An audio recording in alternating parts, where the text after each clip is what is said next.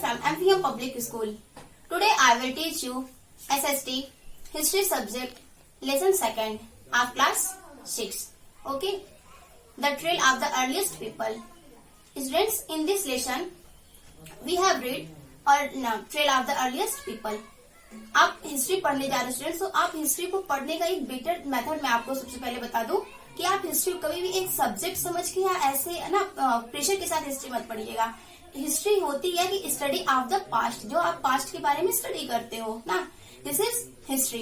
तो अगर आप स्टडी कर रहे हो पास्ट के बारे में तो क्यों उसको प्रेशर लेना, उसको एंजॉय के साथ पढ़िए और एक स्टोरी की तरह आप सुनते चलिए. लाइक आप जैसे बचपन में आप सुनते थे स्टोरी ना, तो वैसे ही आप समझिए जो आप पढ़ रहे हो हिस्ट्री वो क्या है, वो पूरी स्टोरी ही है बट वो पास्ट टाइम की स्टोरी है और वही अभी हम इस समय रीड कर रहे हैं, उसको हम हिस्ट्री सब्जेक्ट का नेम दिए हैं. तो इस लेसन में हमें यही पढ़ना है कि जो अर्लीस्ट पीपल थे उन्होंने कैसे कैसे अपनी लाइफ स्पेंड की और धीरे धीरे कैसे डेवलपमेंट होता चला गया.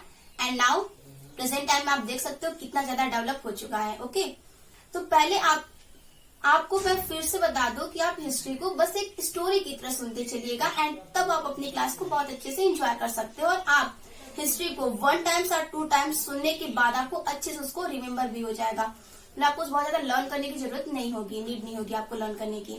सो in this lesson we will read earliest people.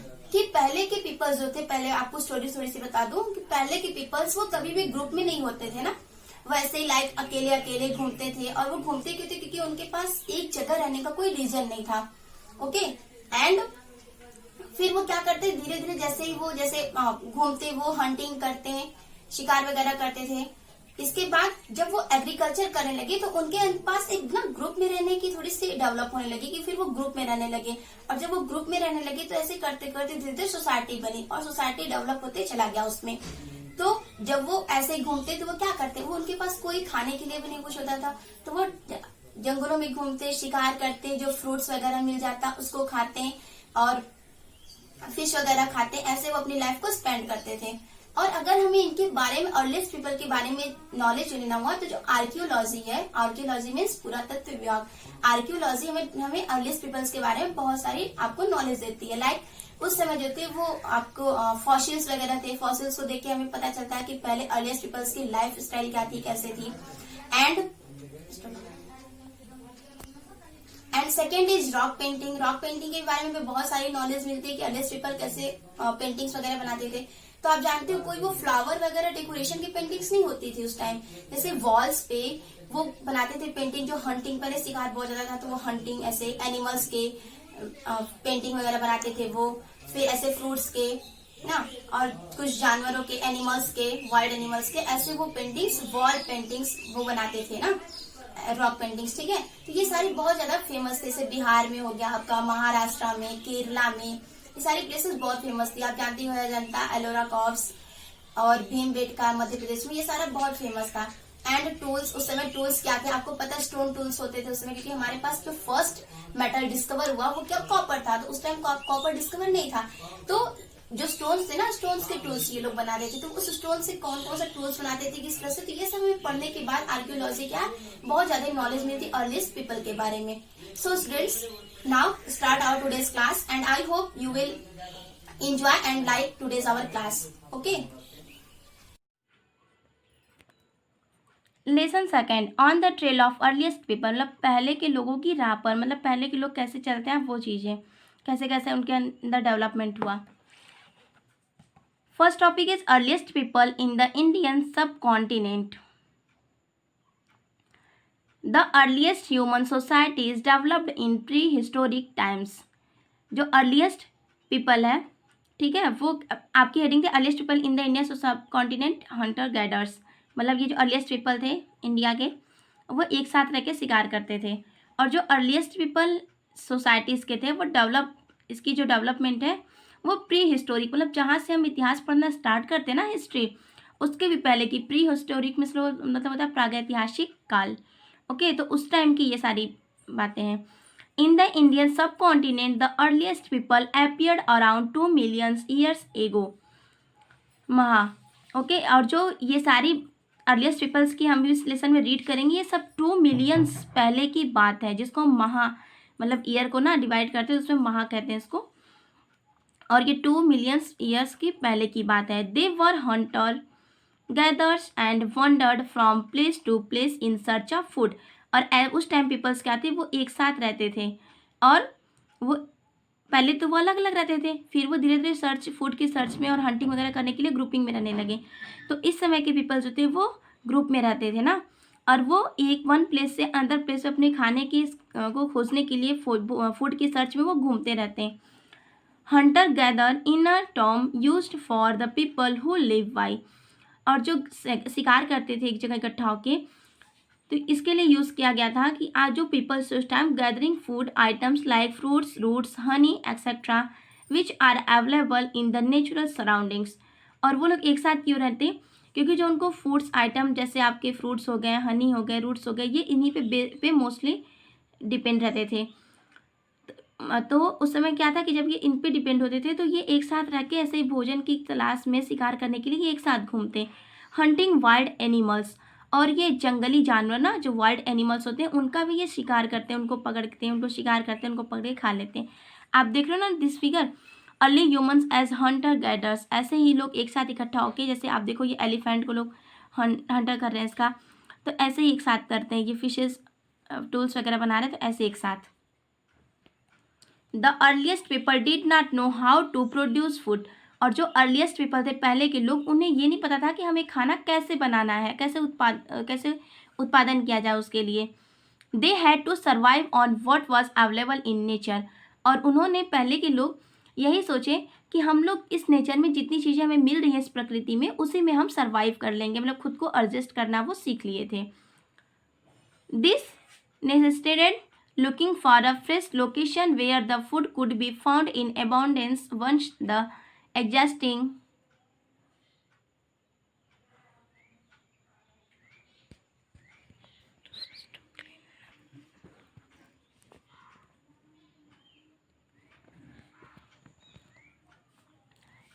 sources were exhausted।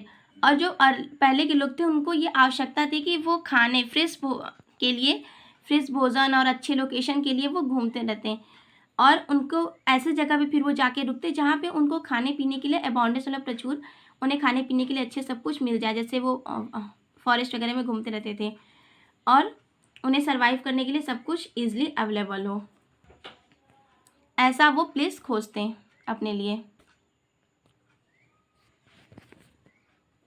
Next topic, how do we know about this peoples, कि हम उस पीपल्स के बारे में कैसे पता लगाएंगे कि पहले अर्लीस्ट पीपल कैसे रहते थे, क्या थे।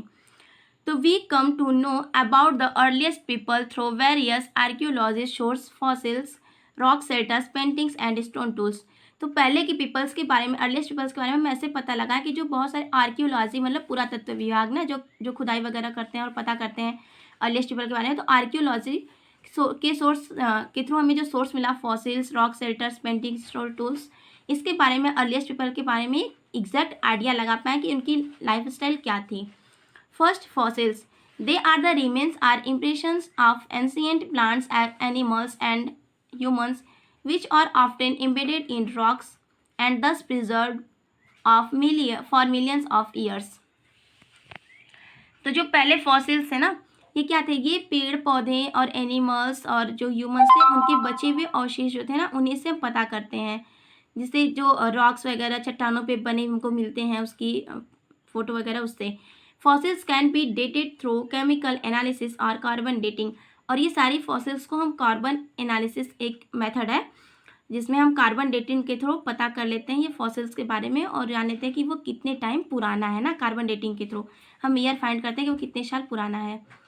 दे often provide evidence for those living things which have become extinct, और ऐसे चीज़ों के बारे में हमें ये फॉसिल्स बताता है जो पहले तो थे बट प्रेजेंट टाइम में एक्सटिंक्ट, मतलब विलुप्त हो चुके हैं, जो प्रेजेंट टाइम में बिल्कुल नहीं है।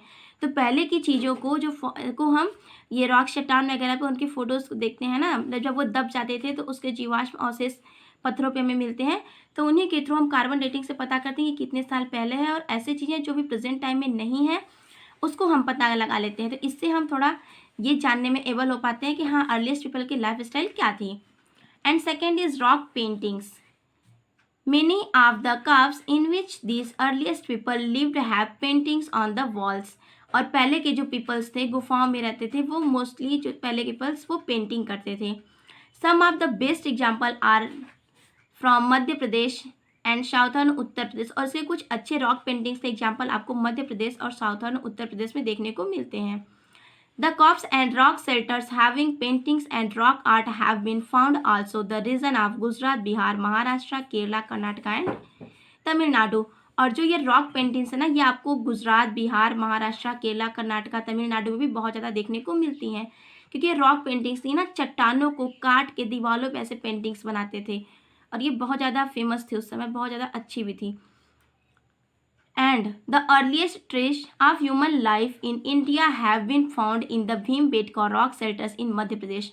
और इसी का एक बेस्ट एग्जाम्पल है, आप मध्य प्रदेश में भीमबेटका देखोगे तो ये अर्लीस्ट ह्यूमन्स लाइफ के बारे में दिखाने का बहुत ही अच्छा बेस्ट आइडिया है.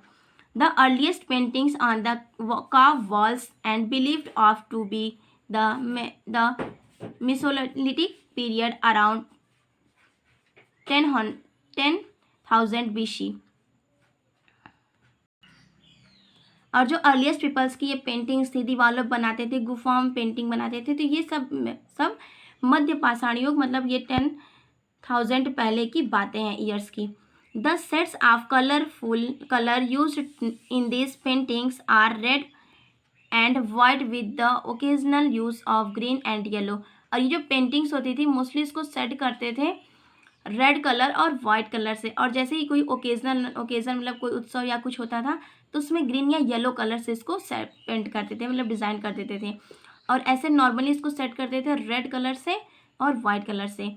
The paintings usually depict hunting, dancing, music, honey collection, mask and household scenes, animals such a bisons, tigers, lions, wild boars, elephants, dogs, lizards.